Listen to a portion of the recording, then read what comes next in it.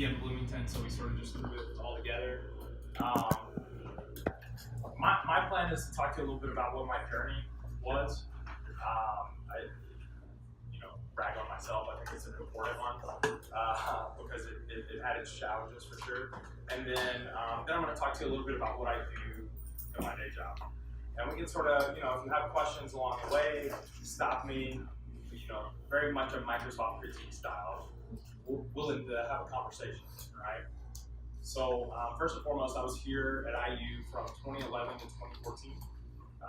Graduated from the program in May of 2014. And then later went to work at IBM. Been at IBM about 3 years. I'm a user experience designer for what's called the IBM Cloud Garage. So we are client facing, and everything we build is on the IBM Cloud. It uses a whole lot of technologies. So I run design thinking workshops for our clients to help them define what they need to build on the cloud. Right? That's what I do. So let's back up a little bit all the way to 2004, which is a lifetime ago. So in 2004, I graduated from high school from Alabama. That's where I'm from originally, is Alabama. And I went to engineering school at the University of Alabama. And I was there for 2 semesters. I took, in my second semester, Cal 3, physics-based, or calculus-based physics, a couple of core fundamental classes. I forget one other engineering class. And things started going south very quickly. It was a very full load, and I had no idea what I was doing. And I did not realize I did not want to be an engineer yet. So I ended up completely flunking the Cal-based physics class. I withdrew from the Cal 3 class. I think I posted a C or a D in English 102 or whatever it was, right? And decided to move home, back to North Alabama. And I went to University of Alabama, Huntsville for a year. Yeah, you know Huntsville? I worked in Huntsville. Oh, nice, yeah. Redstone Arsenal, is that where you work? Yeah. Yeah, I gotcha. Everything is defense in Huntsville, so you gotta assume it's got something to do with rockets or missiles or whatever, right? I was there for 2 years, or I'm sorry, 2 semesters. In that 2 semesters, I knew that there was something else, right? I've been over here in the engineering world. Math is hard. I don't know what it's all about. That's not what I want to do. There's something else. So I started taking art history. I took a drawing class. I come from a small public school. There was no creativity in those schools when I was growing up. I took a 3D art class where I was doing some sculpture work, that sort of thing. And I was like, what is this? This is sort of cool, and I get to work with my hands for class. And talked to a mentor there, one of my first mentors of many. Monique, she was this badass punk rocker chick who made this really gruesome, crazy art. And I was really intrigued by that. And she was like, do you know about design? I said, no, I don't. I don't even know what that means. And she said, well, you should look into architecture. I think you would like it. So I did. And I went to Auburn University. So if you can count, that's 3 years, 3 different major universities. And I go to architecture. And the way architecture works is you take what's called summer option. It's a 9-week summer course. And at 4 weeks, they cut part of the program. And at 9 weeks, they cut part of the program, right? So I didn't have a clue what I was doing. It sucked. I worked all-nighters for 4 weeks straight. And at the end of 4 weeks, they handed me a letter, and inside of it was said, we regret to inform you, but you're no longer part of the architecture program. So there's failure number 2, right? Let's keep counting those. So we're at 3 universities, 2 failures. That one was a great one. That was the one that counted. I go to the advisor, I say, hey, I had a good time, I'm interested in learning more, what can I do? And she said, have you heard of industrial design? And I said, no. She said, well, we have industrial design here. They're not having a cut. So they're gonna let our students that wanna continue this go to their studios for the year because they have the room and the capacity, and it's all foundational design stuff. Then you can come back and try again next summer. And I said, okay. 3 years later, I got an industrial design degree, right? I walked into that building. That was exactly what I'd been looking for. It was art, it's engineering, form, it's function. That was it, right? My last semester there, I had a user research class. I've never heard of user research before, right? Like we would do like research in a different way in industrial design, where you're looking at furniture periods and functionality and materials. And they really weren't thinking about the user quite back then. It's a little different now. But I took this user research class, and we got lucky. We got a project that was funded by Microsoft, a little company in Redmond, Washington, if you haven't heard of it. And the guy, he was interested in knowing Generation Y's mobile ecosystem. Said another way, how do we think millennials are going to use smartphones? Because the iPhone was like 6 months old at the time. Nobody really knew what was coming. And I just had a blast with that. We went out and talked to students. We had people dump their bags out. We had them like do mapping exercises where they were like drawing on the map of Auburn where all they had been. And I loved that, right? And that was my first steps into user experience design. So I graduated in 2009. And if you know, I said this earlier, if you know anything about America in 2009, it was very much in a shithole. There were no junior design jobs. That was not a real thing then. And I knew I wanted to sort of transition to this like UX thing. So I started looking, and I looked at grad schools. That seemed to be the right next step. I needed to increase my tool set. Grad school seemed to be the right one. So what I did was started applying. So in 2010, for admittance to the 2011 year, I applied to 3 schools: Indiana, Michigan, and Georgia Tech. So that was like winter of 2010. So March of 2011, I got rejections from all 3. So if you think back, 3 schools, 3 years, 2 major failures, that transcript is pretty miserable, right? Not to mention I went into a design program where I didn't know what I was doing, and I started off with C's, and then I got B's, and eventually I got A's. It was not good, right? I wouldn't have accepted me, just looking at the records. So I did the only thing I knew to do. I picked up the phone and called these universities. Thank you for sending me a rejection letter, but what can I do next? Michigan, went to an automated phone service. Georgia Tech, went to an automated phone service. I called Indiana last. I swear to God, I'm not making this up. This is legitimately what happened. I called Indiana last. It rang twice. Indiana Graduate Student Services, this is Cheryl. How may I help you? I was like, I don't even know. Like, I didn't expect someone to answer, right? So that was my first time I met Cheryl, who worked with Linda at the time, and we worked out a plan. And she said, come to Indiana. Your automatic acceptance into an undergraduate program would cause you to have a bachelor's degree. Come to Indiana. So I did. I moved my entire small little life in one little trailer to Bloomington, Indiana, and I'd never been outside Alabama, and took a pretty big risk and met Marty face to face. Right? Now, some of you probably know Marty pretty well, and he was like, what happened? And I told him my story, basically what you all just heard, and he said, be sure you apply again. So I was like, every meeting about grad school admittance, I was there. Every design meetup, I was there. Every design class in undergrad I took. Like, they knew who I was, and I was gonna be damn well sure that they knew who I was. So the plan was get another bachelor's degree, then try the master's thing again. Marty told me, be sure you apply again. So I applied for admittance to the 2012 year. I got in, did my 2 years like all of you are in the midst of doing. And things were looking good, right? Got a master's, ready to take on the world, except it took me from May until January of the next year to find a job, which means I made a really big mistake. When an offer came along, I took it, because it was the only one, right? My patience ran out. My loans were now out of grace. I was about to have to start paying back on them. And I went to work for a company called Fujistsu Corporation of America in Torrance, California. And they do infotainment systems for Toyota cars and Lexus, right? Lexus is part of the Toyota family. It was perfect. I like cars. I have an industrial design degree. I understand product design. I understand materiality. And I have a UX master's, HCI master's, so I understand interaction. I was going to be a research analyst. Competitive research, report on it, talk about what it is.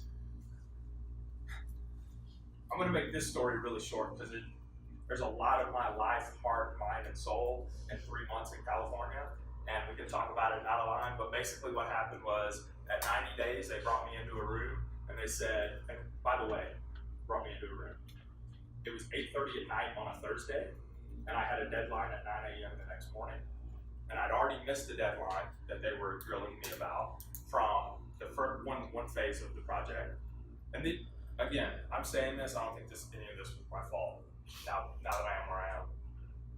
They bring me into this office at 8:30 and I meet with the head of HR and my manager, and they tell me that I'm getting my probation extended, and every week I'll have a meeting to determine whether or not my employment continues.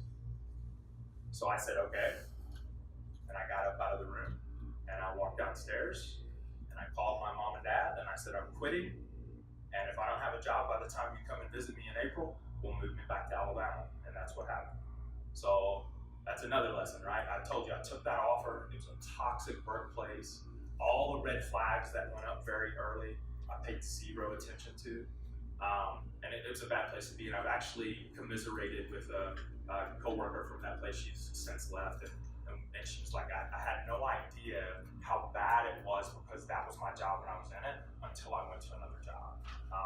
So that lesson is when you interview for a job, you are also interviewing that company. And if you feel something wrong, it is always okay to walk away, right? It is always okay. So anyway, I leave that and I go to a summer camp.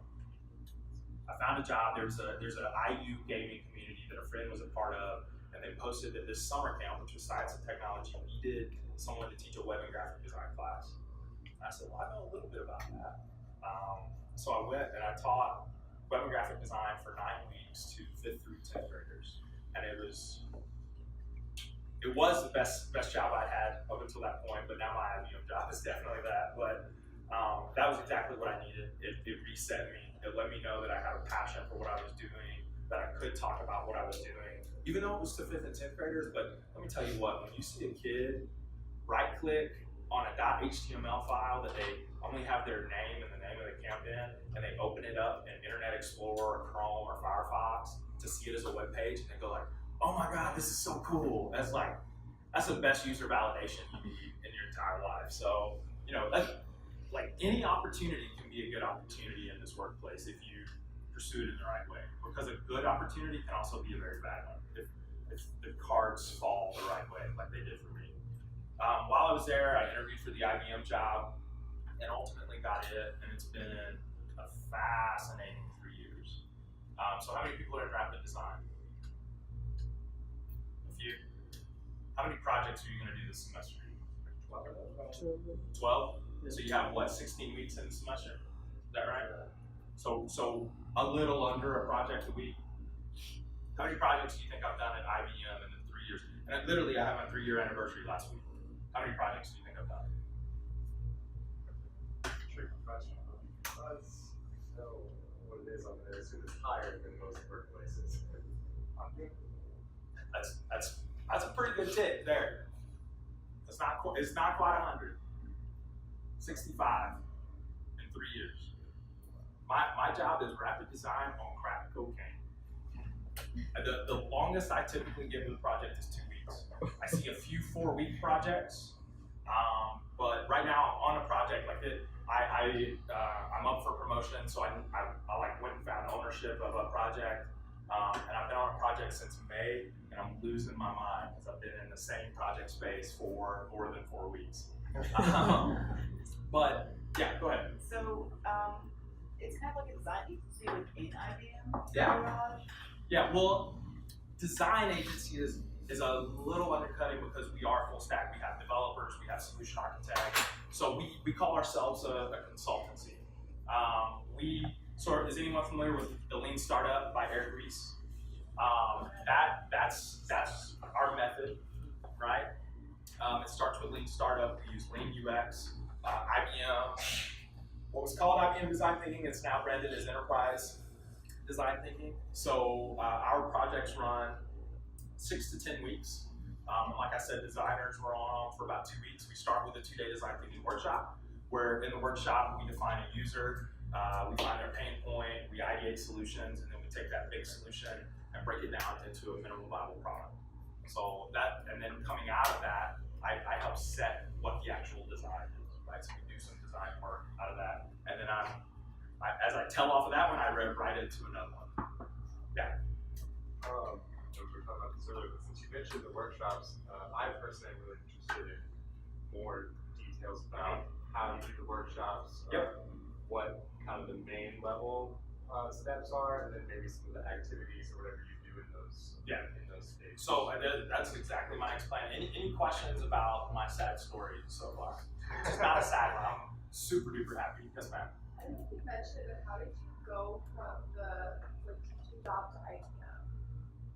I had a colleague who was my second year. She was working at IBM, and of course knew my situation. And she said, "Look, I think that this job is good for you. We have an opening in San Francisco. If you're willing to relocate to San Francisco, I think you should apply." So I did. I got lucky too. This Adam, right? This present day Adam would not hire that Adam for the job that I got. So I got lucky. I had 3 interviews. Our interview practice wasn't sound. It was all like I didn't do any design challenges. I barely reviewed my portfolio. It was definitely just a talking thing. And they brought me in to be a junior to learn how to do the IBM design thinking. And like I was telling Eric Stolterman earlier today, that's fine that you can say that's my job, but once I'm in a place, I don't know how to shut up. So I started like, let me get my hand in this, let me get my hand in this, and I just worked hard. And so I've definitely, as much as I learned in my 2 years here, I've probably learned twice as much in my 3 years at IBM, which was always my intent. When I started the 2 years in Bloomington, I knew that I wanted to learn as much as I could so that my next 2 years would be set up to do that again. And I think I achieved that goal. So it was a connection and a lucky interview cycle, but I love the job.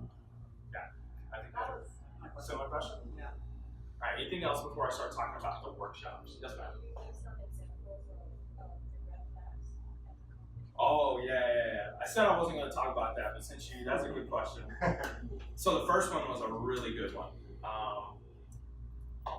So I interviewed for the job around Thanksgiving, I think it was, and I flew out like mid-December to meet the team. First of all, I had a small relocation package. I had to fly myself out to meet my own team on my own relocation package, right? That's a tiny red flag. Like, you are not going to fund me to come and meet the team. It was their money, quote unquote, but it was my relocation package, and I had to fund my own trip out of there.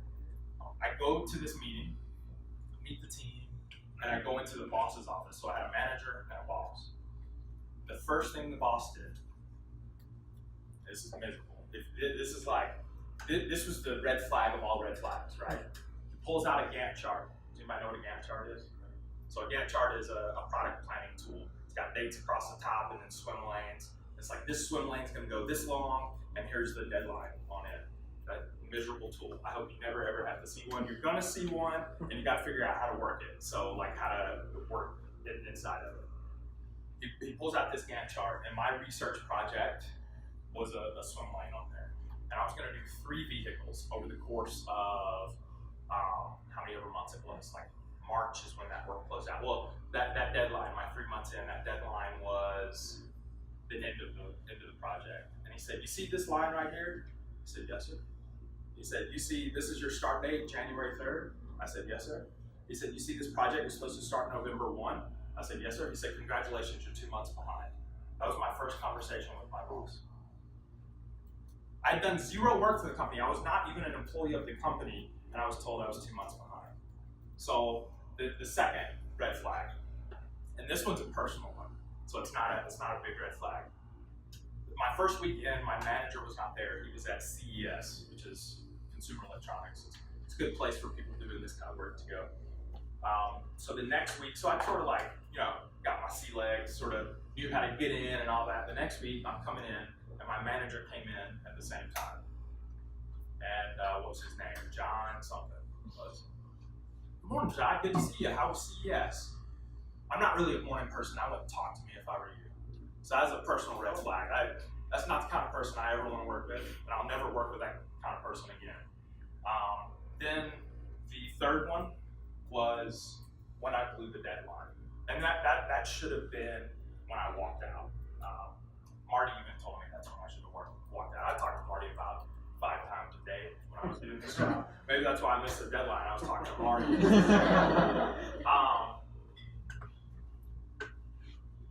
I got asked pretty directly why I was even hired by this company, by my boss, right? I had a review session the next week that was supposed to be an hour, and at an hour 15, the boss walked in, and he said, well, this is going over, it must all be shit, and then he sat down on the floor and didn't say anything else, right? Just like 15 cases of that toxic mindset, right? I fundamentally believe in mentorship. I think it's the most important thing that we do. We need to be mentoring up, we need to get mentored to, we need to be mentoring around us. Like, mentorship is important. So if you put mentorship on a continuum, in the middle is zero mentorship.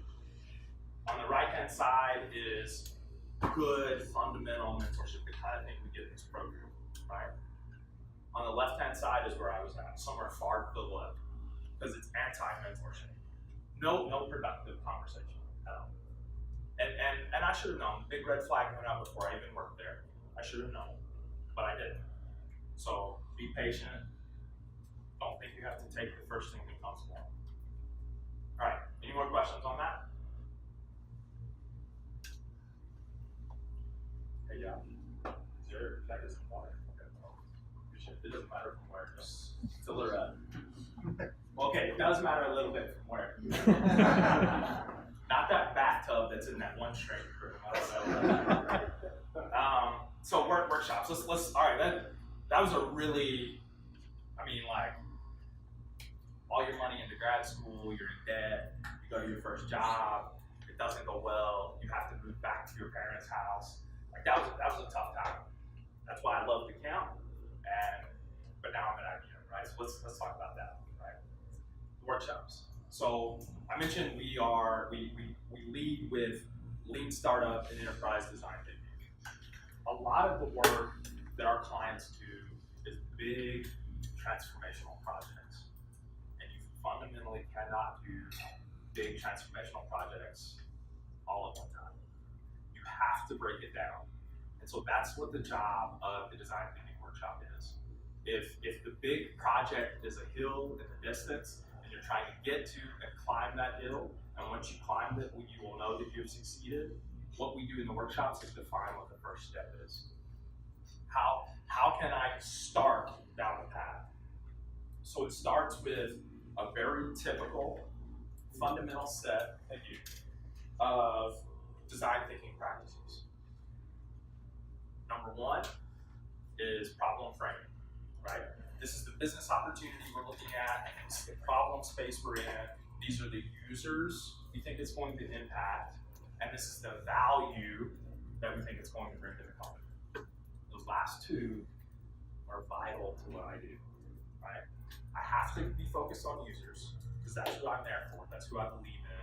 That's who I think can make these fundamental changes. But I also have to deliver business value, right? So the second thing we do is define that user. We do that through an empathy map. Our empathy map is pretty straightforward.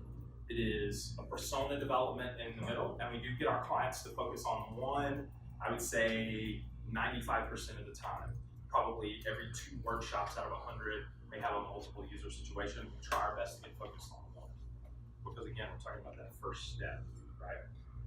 put that persona in the middle, and then we go over what does their day-to-day life look like, what are they doing, what are they thinking, what are they saying, what are they feeling, right?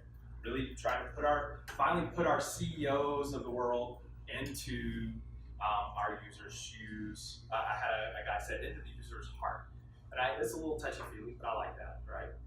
The next thing we do is an as-is scenario, right? So we have this user. What context do we put them into?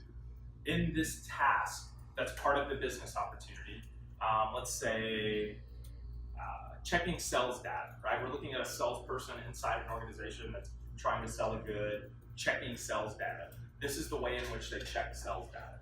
So in as-is scenario map, we look at the steps, the tasks that are inside those steps, and then we look at the important part. What are they thinking and feeling inside those tasks? And then what pain is there, or what opportunity is there to bring value to them? So each column doesn't tell the story as much as the whole picture does. Then from there, we go into an ideation session. So this is the pain that's identified, how might we solve for this pain, right? And then the next thing is fundamentally important to our practice.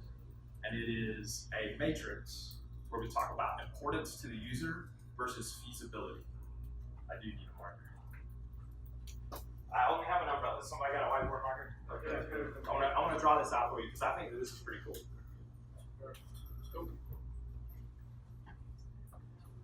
All right.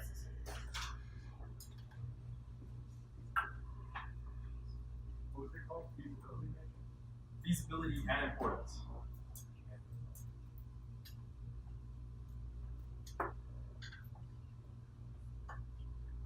So we've all done brainstorming sessions, right? Has anyone not done a brainstorming session?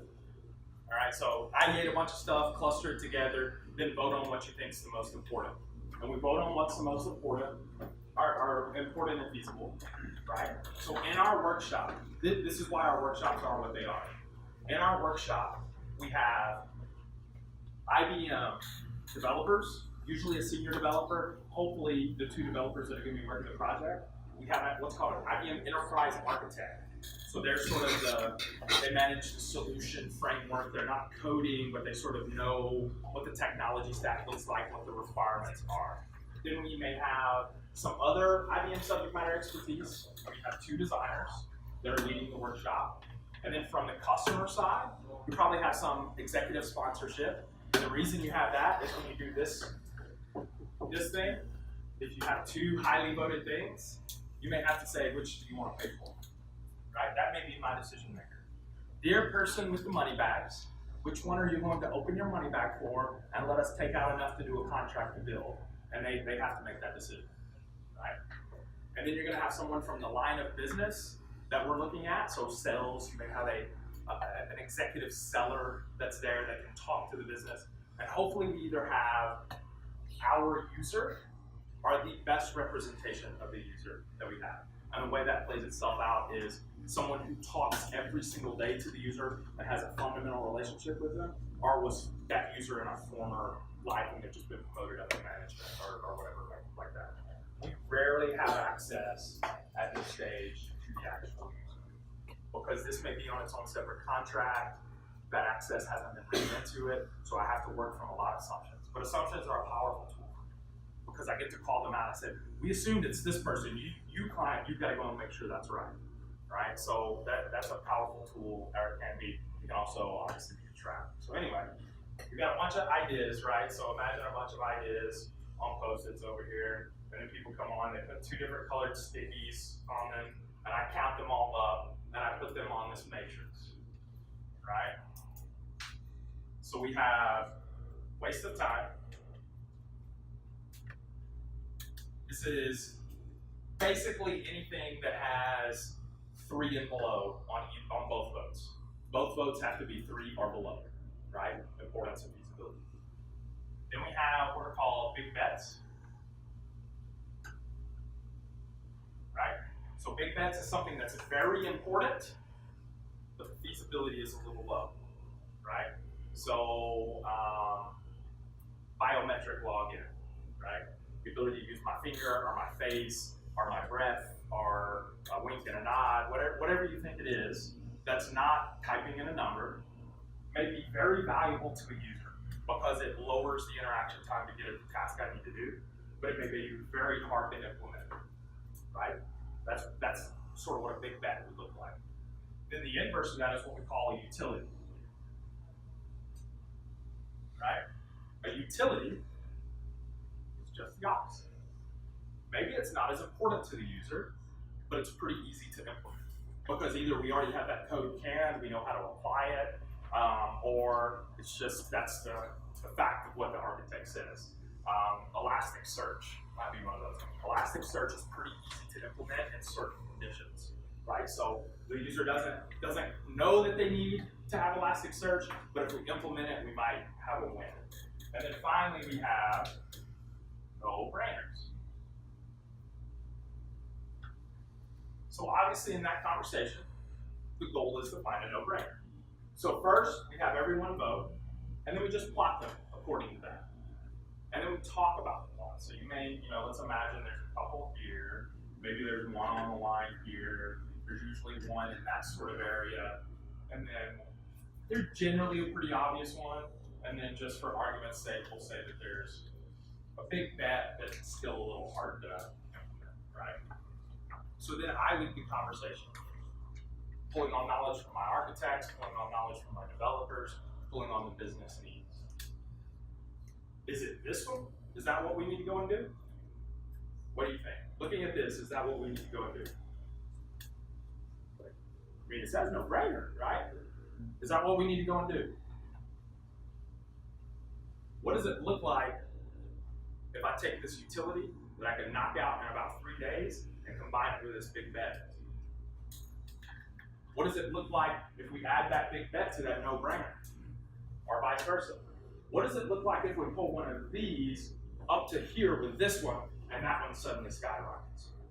This conversation that I have, which is generally right after lunch of my first day, is the most important conversation I have until the conversation right after lunch on the second day. This is where they start to understand the amount of effort it's going to take, what they're going to get, the business value they're going to get, what their users are going to get, right? It all starts here, right? So let's just imagine we take that no-brainer, whatever it is. The next thing we do is we storyboard it out, right? That's just a post-it note with, 3 or 4 words on it. We need to see what this looks like in the world. So we use storyboarding. They'll use storyboarding before, right? Quick and dirty, we take a sheet of copy paper, you put 6 post-it notes on it, that's all you get, and you gotta tell your story start to finish on that. Then, this is where things get a little tricky. Depending on the workshop, what's going on in it, I may add some activities there, we may take that storyboard and go deeper with it because we don't have enough. We may do a true blue 2B scenario map. I didn't draw up the as-is scenario, but we may like reformulate that and show how this new solution exists in the world, or we may be ready to go straight to defining what we need to define. IBM design thinking, enterprise design thinking, we define what's called a hill. When I said that, climb the hill, get to the top, that's a little, what's the word, foreshadowing to a hill. And so a hill has 3 parts to it. Is this important? Doesn't say do not erase on it. That was the rules when I were here, so. There isn't. I don't care, I'm drawing right here. Anybody going once? All right. You can send them to me. It doesn't matter, they were wrong anyway, I can see that. So we do a hill, right? And that composes of 3 things. A who, a what, and a wow, right? So the who should be pretty obvious at this point. The what is a little loosely defined, and we may define it further based off the storyboard or based off of further conversations. And then the wow is that business value or that user impact, right? Imagine that your job asks you to send 100 emails a day, and we can get that down to 10. Right? That's immediate user impact. We want to capture that. We want to start to make this feel concrete. That's what we do in a hill. Right? So from that, what we've done is we created this great little triangle, right?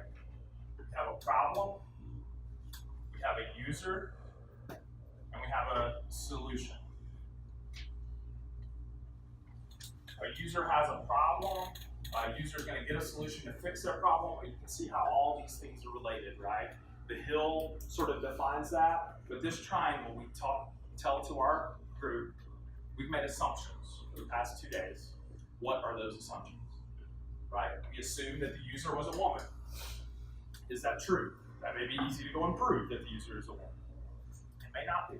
We assume that the problem was amount of emails. Is that true? We may have to go and prove that. So what we're trying to do is we're trying to take those assumptions and figure out which is the biggest unknown. What's the highest risk to us as an organization that if we don't prove this immediately, we're going to fail, right? So we take those assumptions, we list them out. You know, I assume that they want password protection. I assume that they have 100 emails a day, blah, blah, blah, right? And then we map them on, first this line here. What's our confidence level?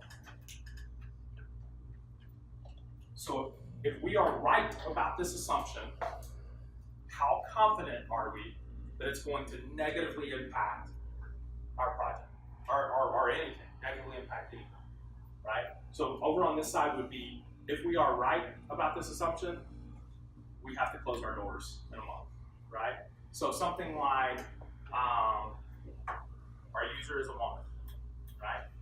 Generally somebody in the audience can say, we're pretty confident that she's a woman, so it's a low confidence situation, it's not going to affect anything, so we place that there. All the way to the item that is the risk, that we have the least confidence about. Maybe I have those backwards. Been in a project since May, been a while since I've done that. I think we use known and unknown now. This is an old version, because it's confusing. All right, so then we do risk. This is the important one. Everything over here we know is true. We're not too worried about that, so we're not going to map that. So we look at these on this side.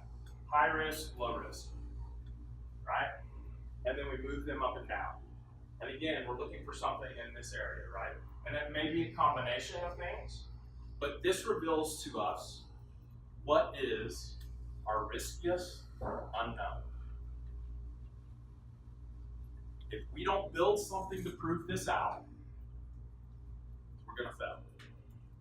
And so we take that and we're ready to do this.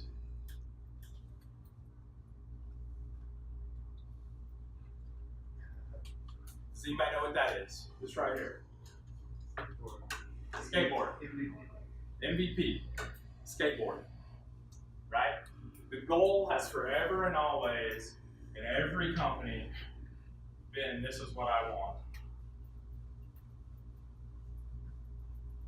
This takes time. This takes a lot of money. And usually you spend 18 months doing it, and then you put it out into the world, and your customers go, why in hell did you build that? Because that is nothing I wanted. Right? So we do this. We know what our biggest riskiest unknown is. We can now formulate a hypothesis. And a hypothesis has 3 parts. Sorry for those of you that aren't able to see this.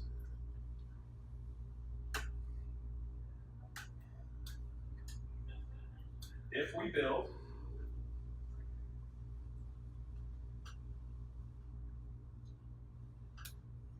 user this solution,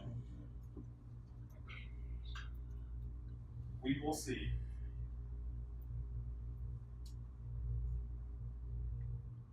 measures.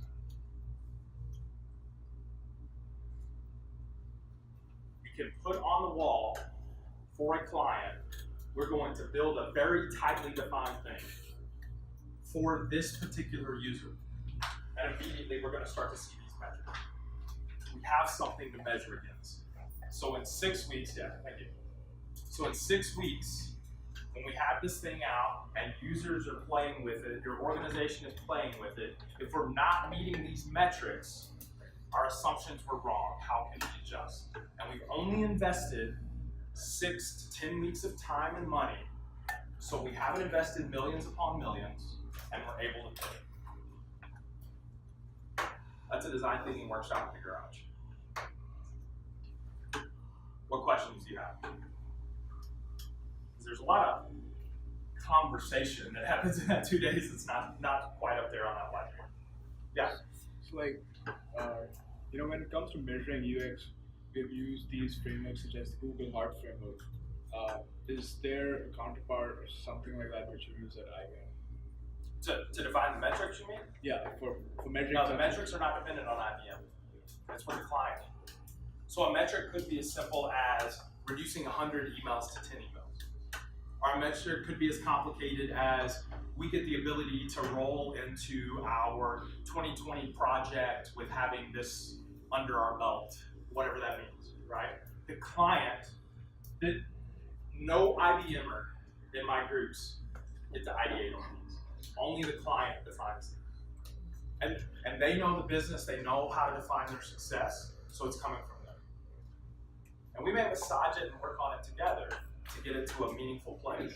I try and even strip numbers out of mine. I'm like, will the percentage go up or go down? That starts to be a good place when you're looking at things at this level. Yeah. I think like really narrow in on one user needs. It feels like a lot of design is a lot of guesswork. And coming back and readjusting from there. You answered very good. You answered the question.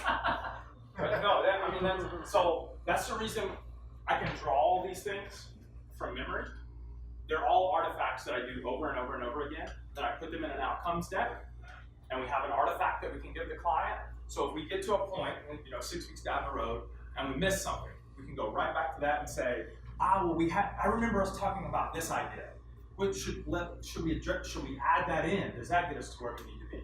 So we don't lose this, right? And we know where we were, and we begin to start road mapping out. Once we do one MVP, what's the next MVP? Because ultimately, we do want to get to that car. So we add those needs in, we adjust for them, we're doing user testing and validation. They have a launched application in their hand. So that's exactly right. You go back, you look, and you say those things. You validate assumptions along the way. I built out this empathy map down here for you. We talked to some users. Turns out we were a little off. Let's adjust that, right? And we do that. And we do that over and over and over. That is the lean startup way. I have a hypothesis. I have something to measure against. When I build something for this hypothesis and I measure against it, I can begin to adjust and learn. Because that's the name of the game, is learning. I mean, we don't even say fail fast anymore. That scares clients away. We say learn fast. We want to give you the ability to learn what your user needs are. So I don't think I answered it because you did answer it, but it's constantly learning. Gotcha. Yeah. Thank you. What else? Can you describe a little bit more about this matrix? Because you said, I have a couple questions within this question, but so you said this is launch on your first day. So at that point, you have already gotten the group together and mapped out the problem, defined the users, done as-is scenario map, and ideated before launch. That's real quick, generally through all of that. And then you get here. So this is, again, based on a lot of assumptions of who's in the team. It's not validating necessarily by research yet. So I'm just curious, and you mentioned the wasted time zone is 3.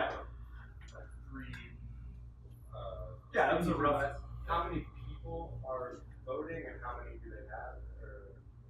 Or each kind of 12 and 17 and 6 and 9 are Q and P and R. It all depends on what's in the room.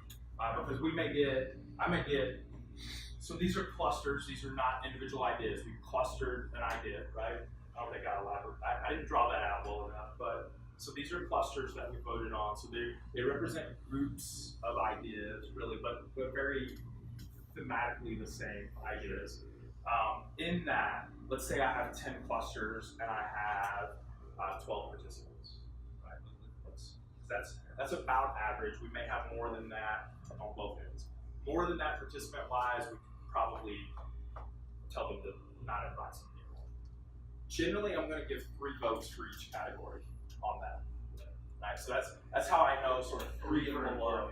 Yeah, 3 for importance, 3 for feasibility, that they get to place anywhere, any way they want to on the clusters, right? So generally, that's how I know sort of 3 and below. And the way I do this, there's no trick to it, right? I draw this out, and then I take a Post-it note, and that represents 1, 2, 3, right? And if it's got 1, 2, 3, that gets me to that line. Gotcha. So it is very just like mathematically. 1 to 1. Placed. Yeah. Now it gets a little funky when it gets up here because you may have a thing that's got 14 and 14 on it, and that means you probably have a slew of zeros and zeros, and you got to have a conversation about all that. Sure. So the vote, the ideation, all of that doesn't matter. It's that discussion. It doesn't. It's the discussion on moving these pieces around. More often than not, they already come into the project knowing the solution they want to build, and I got to get paid. I'm gonna take their money, but I'm also going to structure it in a way that we put it in a learning cycle. We can go and figure some of these things out, and maybe they're right. Generally, they're not, because all of this is bad ideas. You know, you got teleportation up there. You got, Watson will do it. That's always a fun one. But those Post-it notes really have something underneath them. If the idea is teleportation, look at this room right now. Josh and Samaya, is that right? If they want designers to come and do these hangouts here, they need to be able to teleport them here, right? Teleportation solved our problem. The underlying problem really is, how do we engage as though we were bringing industry professionals into the space, right? How do we facilitate that? Hangouts might be a good solution to that, where I teleport you into my space, right? That's what you have to do for, and that happens here. Because I don't care about your drone army that you want to build to solve problems. We're not building drones. You had other questions?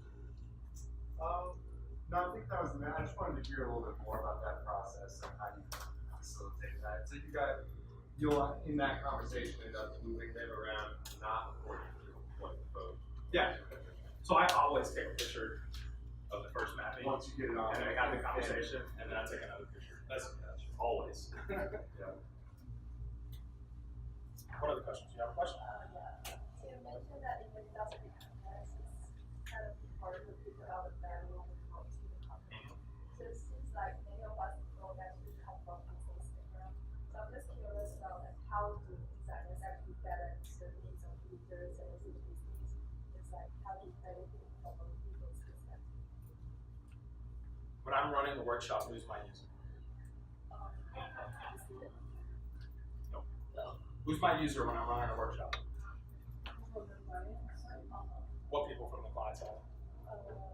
It might be softwares, it might be like someone working like basically talking to the customers and like managers, just mentioned. Yeah. They're technical people. Whoever they bring from the client side. When I'm running a workshop, my user is not the user I put on it. That is the user of them, the solution, whatever. So it's my job to come into their space as quickly as I can, become a subject matter expert, and fundamentally question the things they do. So if they say, our business needs to be able to get from 100 emails to 10 emails, I'm going to say why. I'm going to question it. And if they can't articulate why that's important to them, I'm going to say, is this really driving business value for you? It's not about understanding business, it's about understanding their business. So I've done projects with high schools, public health, health insurance, meat packing, fintech, rent-a-car, contracting, building an oil rig. I don't know how to do any of those things. I do not even know what my own health insurance plan is. But when I'm in that room, I'm listening, I'm playing dumb, saying, I don't understand what you just said. Can you explain it to me again? And I'm gathering information. Because when I get to here, the last step, we have their metrics up. I want to go all the way back to here. And in my head, these are all mapped out on the wall, so I apologize, right? I know where all these things are in my workshop. I go to their business opportunity statement that we did at the beginning of day one, or maybe even before then. And if their business opportunity statement does not have value driven to it by these metrics, I start to question. It is my job to hold the thread from the very first activity to the very last activity, and know that we're offering something to them. That means I get to know just enough about their business inside 2 days. So you gotta listen, you gotta interpret, and you gotta question. And that's the only way I know their business. One of my favorite compliments to myself was, "You want to come work for us?" I was just pointing to some mythical person, but I had somebody in a workshop say that. No, they were joking. I don't want to go work in whatever it was. It was like some weird executive insurance that I didn't understand. Right, that is our power. In this program, coming out of this program with that piece of paper that says Masters in Human-Computer Interaction from Indiana University, is the ability to walk into a place where you don't know anything, and inside 2 days, you know exactly what you need to know to get your job done. That is what we do. And that's why my fellow Indiana University person that works in the garage with me, she's great at her job. That's why I've hired people from my programs. I have 2 Michigan alums that work with me, and almost all of us have masters that are in the design team in the garage. What else? How much time we got? 5 minutes. It's not exactly related to this, but where are you based? Yes. Yes. Yes. Where I can get on a point. I work for the San Francisco garage, but I travel about 70% of the time. This year I'm probably going to be around 90.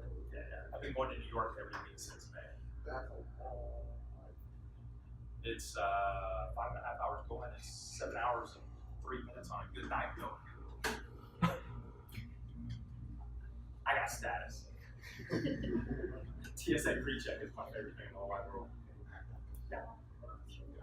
Other than national insurance, what are the responsibilities? Did you start from some basic things and now you're So in this job, I was hired directly into the garage, right? So my first core responsibility was leading workshops. Now you're starting to pick on the garage. We fundamentally have not done a great job of defining our design practice. We don't allow enough time for it. We don't get a chance to be iterative. Usually we have to put the wireframes out, we may correct a few things, and we may take it to what I call medium fidelity. And then we're on to the next thing, right? So I'm doing that work coming out. I'm in Sketch, using Vision, but I'm not a visual designer, so I don't take it to anything much past a low fidelity. I'm usually working with someone with visual design expertise, and I'm on to the next workshop. However, this project that I'm on now, that I've been on since May, I am not doing any design work. I have not been in Sketch once. I'm not leading any workshops. There were no workshops to lead. So you could say that I'm being a designer and not being a designer. And I haven't quite defined that yet, and it has to do with the project that I'm on. So I can't really speak to it, but what I'm doing now is probably what I'll be doing for the next 4 or 5 years. Because it's problem solving, I guess. But I feel like a designer, but I'm not pushing any pixels. You know, I have some conversations around usability and the experience and things like that, but there is a design team that works the design files, and I don't do any of that. So that's the best I can tell you on that, because I'm currently working that problem myself. Yes, ma'am. So you talked about mentorships. Do you have any tips on doing that? Like, is that something you initiate yourself, or something your company sets up for you? So you mean in my job, right? Yeah. Okay. Or in general? In general, the HCI Slack. Start there, and somebody will probably respond to you, and we would probably love to mentor, right? In the job itself, a lot of companies of this size, they have mentorship programs.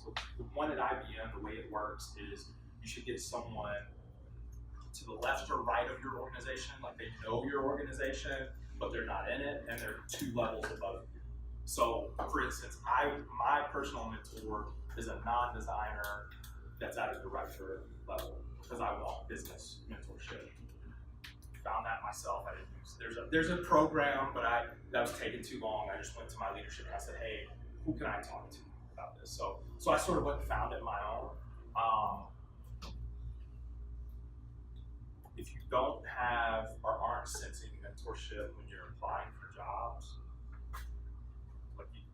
like the person that's interviewing you is probably your manager or the hiring person, and they're a senior person of the team.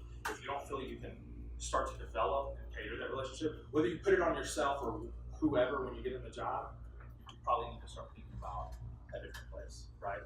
You should sense inside you, this is a person I can go to with my day-to-day problems. Because sometimes your problem is there's not enough time.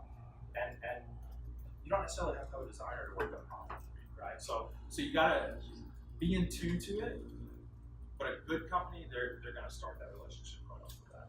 And it may not even be official mentorship, it's just that's the person you talk to. Yep. Two questions. First one would be, can you share a little bit more about how the designers in your team, like how they actually work? And the second one is, because I have this personal experience, so I'm curious about like what is going to happen if there's kind of like a major disagreement between designers and developers. A major disagreement. So I'm gonna ignore your first question. The way they work is we do a workshop and then we wireframe and maybe we'll do a usability test, right? Like I said, it's loosely defined. We, the garage, need to do a better job of that. But could you elaborate a little bit on what you mean between conflict between developers and designers? Because I mean, these two groups of people, they tend to like understand a problem or approach a problem from very different perspectives. Fair. Because a designer probably they care about more about like how this thing is going to look, or does that like actually is it easy to use? But developers probably they care about how the thing actually functions. So, I mean, this problem is not like a very typical problem. yeah, It's I not these mean, I understand what you're saying. So for whatever situation you're referring to, I can't elaborate. Let me tell you what I do. I talk to the developers every single day. Whether I was working with them or not. I have the fortune that my developers sat in the same space as me, and I wanted to get to know them. Get to know how things were going, what did they need, what did the design team miss, and I built a fundamental relationship with them of trust and saying that when I say a thing, I'm coming from a place where I feel like I think I know that this is the right answer. And they trust in me and we're working together. And then if they have a problem with it, they can't replicate in code what the experience needs to be, we work it. They stand up and they say, Adam, can you come here for a minute? Here's the situation, what do you think about it? Well, is it feasible? Is it just that you're not understanding? And we have a conversation. That's what it comes down to. If there's a disagreement, you sit down and you talk about it. No matter if it's you and another designer, you and another developer, or a salesperson, or whoever. And you, the designer, your person, have to be willing that if you initiate that conversation, that your answer may not be the right one. And if you are willing to do that, if you're willing to find the compromise and find the way forward, you're gonna have a much better day than if you say, you're wrong, that's not the way you need to do it, it doesn't matter. Obviously they're not wrong. Like you said, they solve problems a different way, they've been solving problems, they got some expertise to add, you just gotta figure out how it all works together. Again, your user now becomes a developer, you work the problem, you talk about it just like you do in the workshop. That's how I do it. Alright, so we're at time. We're gonna end this on Hangout, back up, coming in and talk to them.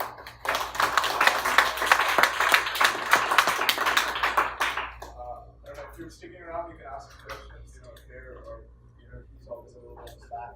That's how I reached out to him first time. So, thank you all for coming in. Thanks for being out. Yep. I just need to check a couple emails really quickly because I'm still working today. But yeah, I'm happy to talk to anyone. I have class at 4, I guess, where I'll see a lot of you. And then I have class after that.